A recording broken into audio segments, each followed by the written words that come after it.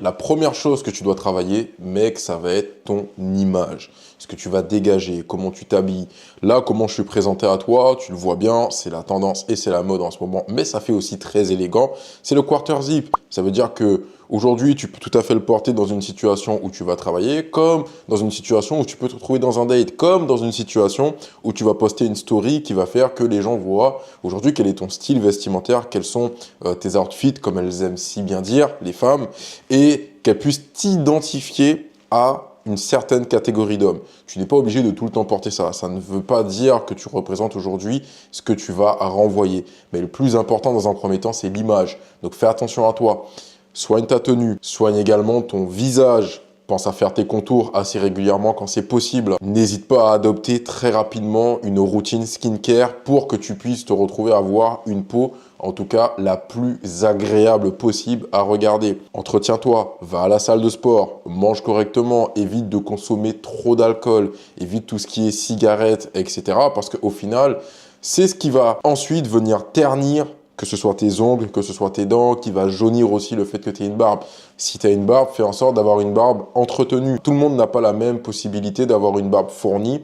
Donc, trouve-toi la taille de barbe parfaite, trouve-toi la coupe de cheveux parfaite.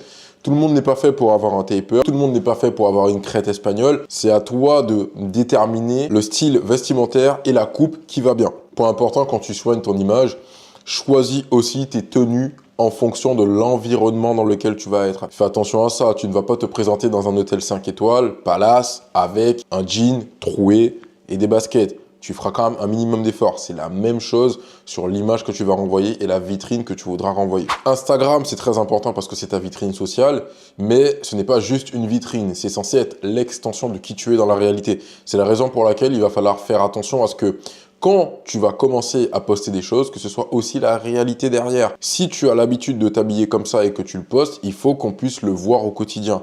N'hésite pas, et ça c'est un game changer, tes tenues, souvent les femmes aiment bien les noter, voire les critiquer. Ça va être à toi de jouer là-dessus en postant une petite story.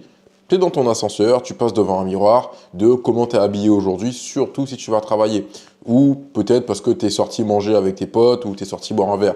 N'hésite pas à jouer là-dessus pour rentrer effectivement dans ce qu'on appelle la psychologie féminine. Parce que renvoyer cette image-là plutôt que renvoyer l'image du mec toujours furieux, vénère, chiant à la salle de sport, mal alpha, etc., ça ne va rien te rapporter. Donc soigne bien ton image sur les réseaux sociaux.